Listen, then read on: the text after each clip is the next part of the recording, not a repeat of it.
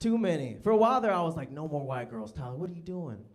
And I was, I was like, what are you doing? I wanted to stop. And I was like, only black girls now. And you know what I found? I found that I was not black enough for them. And that, yeah, it hurt my feelings, man. There was one girl, I go up to her, and I was like, hey, how you doing? And she stops me, and she was like, listen, okay, if I was gonna date a black guy, okay, I'm gonna date a black guy. Like so many extra syllables, you know, just to hurt my feelings and shit. I don't even know what that means. I'm not black enough. I feel like I'm black, you know, I'm black. I'm black the way like a trans woman is a woman, you know? Does that make sense? Okay, I hear some weird laughs. Listen, I'm on your side, okay? Like I'm not, this isn't taking some weird turn. I'm just, all I mean by that is that it's 100% true, but you can't convince everybody, you know what I mean? And like, I don't agree. I'm like, yo, in my book, I'm like, women can have penises, full stop. And black men can have vision boards. And I'm tired of arguing about this all the goddamn time. I don't know. Any white people here, do y'all have black friends? Okay, that's not enough, you know? But it's fine. It is what it is. I got black. I'm a black dude. I like talking to even my white friends about black shit. I had a friend. I was trying to talk to him, just have a candid conversation about the N-word. That's what I try to do, and it always turns sideways. It started off okay, because he was like, "Listen, Todd, I'm gonna be honest. I hate the N-word." I'm like, pretty good, you know. That's pretty good response. He was like, "I hate it. I hate the N-word, man. It makes me uncomfortable." He was like, "I don't even like hearing it." And that's when I thought that was weird. I was like, you don't like hearing the N-word? Even if I said it, you'd be weird? He's like, I don't want to hear it. And I'm like, why? And he was like, because, Tyler, if I hear the N-word, then I'm going to think the N-word, then I'm going to say the N-word. And I was like, this racist motherfucker. He's been racist the whole time. I didn't even know. He doesn't hate the N-word. He is addicted to the N-word. That is a crackhead mentality if I ever heard it. Listen, if it's around, I'm gonna use it, okay? It is what it is, man. But you know what? Even if he did, I don't really care, if I'm being completely honest. I know you're supposed to. I've evolved. I used to care. I'm like, only black people can say the... No, I'm like, I don't care. Anybody can say the N-word. I don't care. As long as they're poor. I think that's the thing. As long as they're poor, yo. If you got less than me, shoot, call me the N-word. I don't care. I'm like, you can be like, Tyler, you're a nerd. And I'm like, and if you work hard, you can be too. You know what I mean? Like, I don't give a shit. Not having money is half the experience. I'm not gonna take that away from you. Every poor person saying the N-word, all of them. Black people don't got no money, we're like, damn. White people don't got money, they're like, damn nigga. You know, like, it's just a tone. They're trying to feed their kids, man. I'm not gonna get in the way.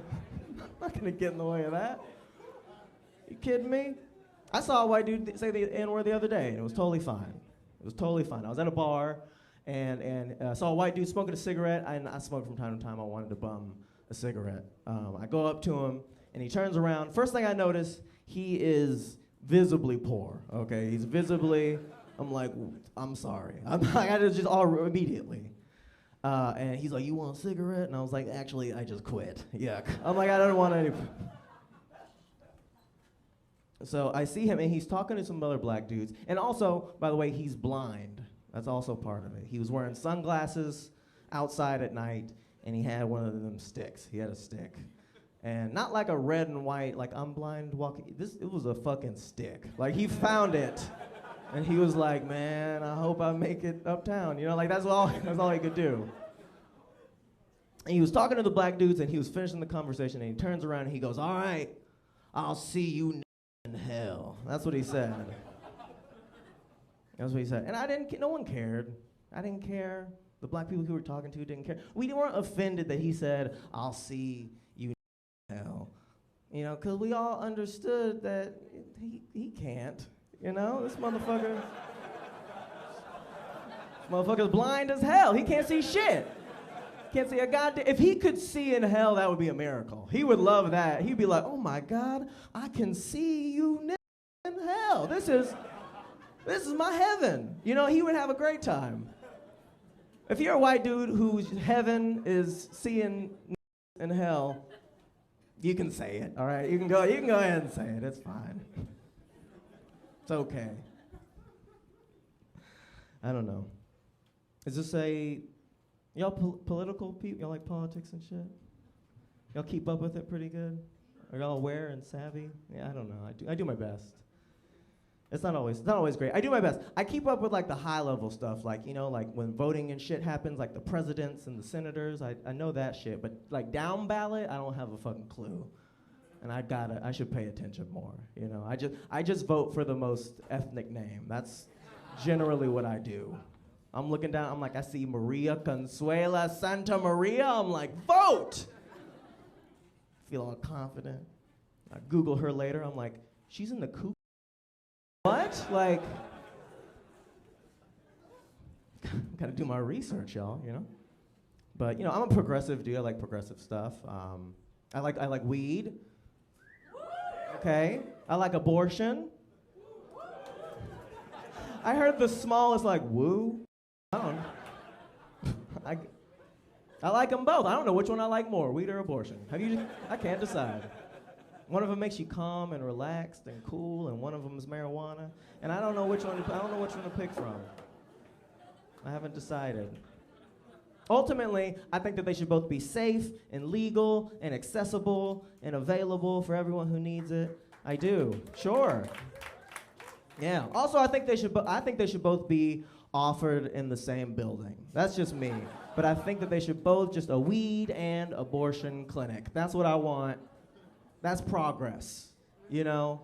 I won't stop until I can walk into a building in this country and I can say, hi, I would like to pick up a gram and she would like to drop off an ounce.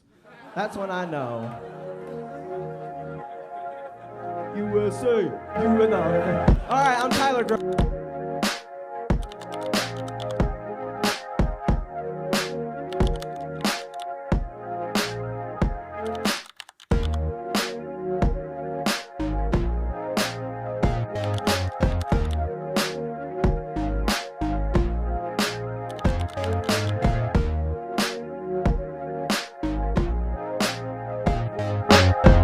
Hi, you just watched that video, and so did I.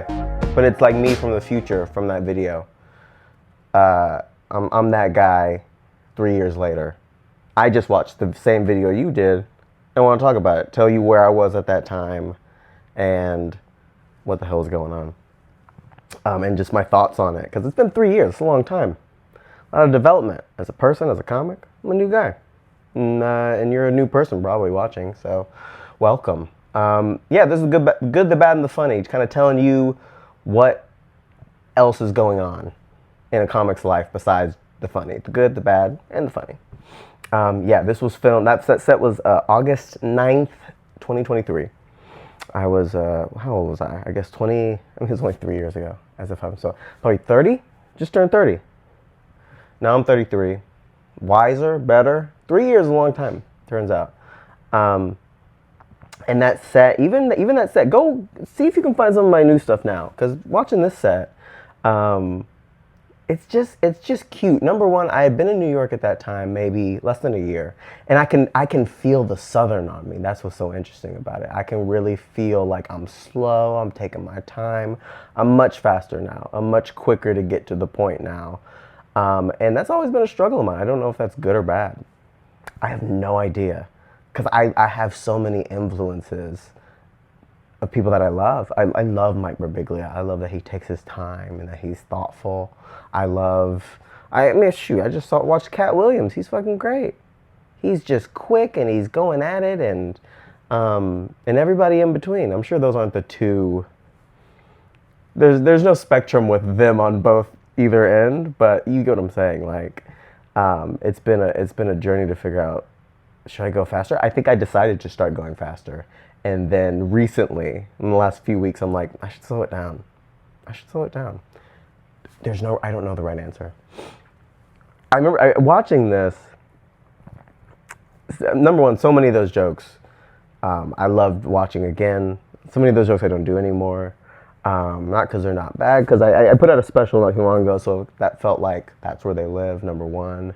Number two, I do still do some of those jokes, and I'm so tired of them. I feel like if you see me doing those jokes, my back's against the wall, or like I'm just like, I guess I'll do this one because I know it works, instead of doing my new weird joke about, Japanese pussy or something. I don't know what I'm talking about. I don't know what the hell I'm doing on stage. Yeah, white girl gang sign staple. It was a staple of my set for so long. People love that joke. People love that joke, and I loved it too. The trans joke, what is it? I'm black like a trans woman is a woman. Great joke. I had a Comedy Central set where I did that joke, and they tried to fight against me on it. They tried to say you can't put that joke into the 10-minute special. And that's like a really fun joke. And the guy I was working with was like, listen, I like it. The fucking PR people are trying to take it down just because they're scared. And this was in 2021-ish. So this was like, this was 2022, 2021-ish. This was still like the hangover of like the whole like Me Too, like Trump term one, like hyper politically correct, sensitive era, which, listen, I'm no right-wing, incel, don't get me wrong, but like, it was a crazy time. We're not in that time anymore. I think we've now have issues that are more in our face than just, what's the right thing to tweet, but that was the time. And they were like really trying to take it down. And I wrote them this thoughtful, not funny at all, this thoughtful letter. I sent it to the guy who liked me, and I was like, can you pass this along to the powers that be? That was just like this joke. Queer people like it, straight people like it. I think it brings people together. It makes light of a serious thing. And I think it deserves to be in. And they were like, all right, well, we'll keep it in, but if there's any problems, then we're gonna take it up. I'm like, that's fine. And then it turns out no one watched it, so who cares? No, people watched it. It was good for me. It was good for me. I think my manager I have now saw it and then asked me to sign on with him, so that's good. That vision board punchline, regional, turns out. Doesn't really work in New York like it does in the South. I guess there's something about a black dude with a vision board in the South that's just funnier than one in New York. I don't know what to say. I have noticed Texas specifically is a very specific place when it comes to race. Like, race in Texas is very, very rigid lines. I've talked to other black people from like St. Louis, and they're like, yeah, you could be black and do anything. You could skateboard, rock music, swimmer, whatever you want, where you're still black. In Texas, it was like there was black stuff. If you didn't do that, you wasn't really black. So I got a lot of that. Chip on my shoulder. What are you going to do? The N-word joke is really good. I should really bring that back. That's really fun. I don't really do that joke anymore. The whole, like, anyone can say the N-word. It really worked well with that crowd. That crowd, you could see about, like, minute 4, they really, like, believed in me. Honestly, it was after the trans joke. They were really like, oh, this guy's cool. We're on this guy's side. This was probably back in the day when I was doing check spots. I mentioned this on the last episode, but... I mentioned this on the last set that I did. Check out the other set. I'm posting a series of sets, as I said in the thing. So the last one I mentioned how these are check spots. These are spots at the end of a main show when the audience is paying the check for their 2 drinks or whatever, and then they send out like the weaker, younger comics, greener comics to go out, and that's where I was at the time. I'm not there anymore. So this was me doing all my A+ material. I was trying to impress. I was trying to let the club know, the people know, like, I'm new to New York and I'm good and I'm hungry. And so far it's worked. Also really interesting, I can really see my influences. I can see a lot of Chappelle. I don't know if you can see it. Go back and watch it. Like, I saw a lot of me, like, man, because I grew up on Dave Chappelle. I love Dave Chappelle. And I can really see me trying to be cool, trying to be something I'm not. I've definitely gotten way more goofier and sillier and self-deprecating and I mean, you want to be cool, but that's just not the way to be funny. Being cool is the least funny thing you can do. Being fucking smoking a cigarette back to a wall, like, it's not funny at all. You want to slip on a banana peel. You want to fucking, try to fuck a girl and your dick goes soft. You know what I mean? Like, that's funny. Just looking cool is lame as hell. Like, just, who gives a shit? If I could go back and tell him, I would be like, hey, fucking, it's gonna take as long as it takes. It's actually really great to watch this at this point because I mean, just the other day I had a existential crisis. I really did. I was thinking about comedy. I think comedians are obsessed about comedy, and I'm sure that if you're not a comedian, I'm sure you have something you obsess in your life or that you're constantly measuring yourself up to, whether it's others or what have you. We're not that special, even though we pretend like we are, but I was just going through a thing where it was like, what am I doing? I'm 33. I got no girlfriend. My comedy career's, there's people more successful than me, which means I suck. All these just random things. And I've had to call friends and have them kind of talk me down off the ledge. And I think part of that's the game that I'm in, and part of it's just getting older. And yeah, it was it's nice to watch this and be like, yeah, I remember that time. I was getting 1 or 2 spots a week. I was going to open mics. I was not enjoying myself. I was heartbroken based off of this breakup. And now I am not heartbroken. I'm over that girl. I'm on to new girls. I'm hanging out. I'm doing a lot more shows, and life moves on. And I imagine 3 years from now, there will be an older,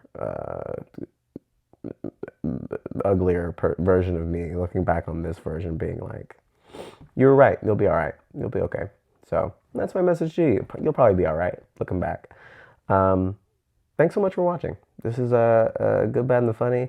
I'm doing this every Thursday. Like, subscribe, do all that stuff. Really appreciate you. If you got to this point, really appreciate you watching the set and watching this. Just a way to like, just talk to you more. Like you, the one watching right now. Just like, hi. This is what I'm like back off stage. Similar but different. Definitely ask questions in the comments if you have one for me. Someone asked a question last week that was like, what do you like about the city? It took a while for me to like anything about it because, like I said, heartbroken, hard comedy scene, all of that stuff. Southern boy in the big city. But I like that it's big. I hate that it's big, and I like that it's big. I hate that there's so many people. I like that you can always meet someone new. I like that there's always something exciting going on. Some of the best. This is where culture begins in America. And I hate the fact that if you decide to stay in, you feel like you're missing out on everything. So that's New York. It's everything they say it is, and it's also completely overrated. It's a paradox. It's a duality, and I'm still here.